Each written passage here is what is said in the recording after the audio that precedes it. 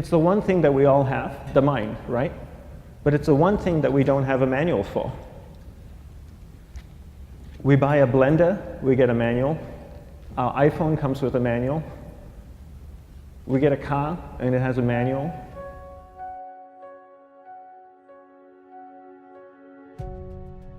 Nobody teaches you how to use the mind. There's no manual for the mind. So this, I think, is one of the most essential things in making progress in our life, is really understanding how our mind works. It's the one thing that we have to live with 24 hours a day, 7 days a week. We have no choice. Imagine if most of you slept 8 hours a day, which most of you don't. You slept and you were awake 16 hours a day. In the 16 hours you practice your awareness just randomly moving from one thing to another, to another, to another. All day practice being distracted. What would you be good at after 6 months?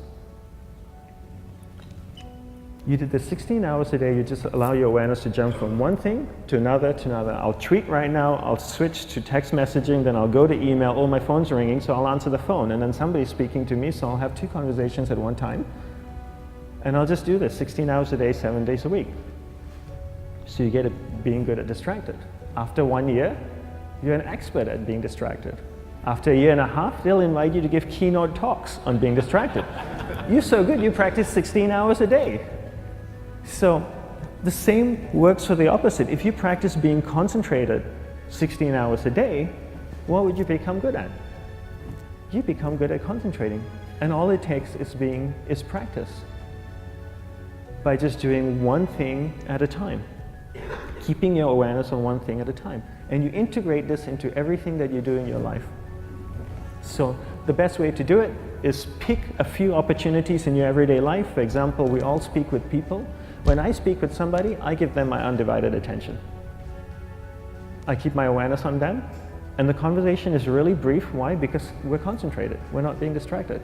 A 10-minute conversation normally just takes 3 minutes because you're just so focused.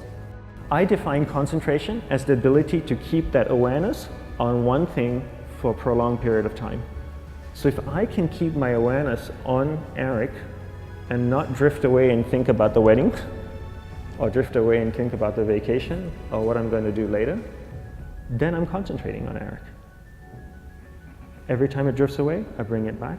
And the more I practice this, the more I practice concentration. So concentration is the ability to keep your awareness on one thing for a prolonged period of time. And that's a very simple definition of concentration. How do you get better at concentration? You practice this. You practice this 24 hours a day, 7 days a week. And it's the only way to get good at it. And what's the best way to practice it? The best way to practice it is to integrate it into everything that you do in your life. Not to meditate 10 minutes in the morning. It doesn't work. You really need to look at your life the same way a sprinter in the Olympics looks at his life. You've all heard of Usain Bolt, the man that won the gold medal twice, 2 Olympics in a row, broke the world record. I don't know anything about him, to be honest. But if I was looked at him, he obviously sprints, he practices running, probably does a lot of long distance, he probably does a lot of stretching as well, I'm sure he gets massages. He looks like he eats the right kind of food. Drinks the right amount of water, takes vitamins. His whole day is so disciplined. For what?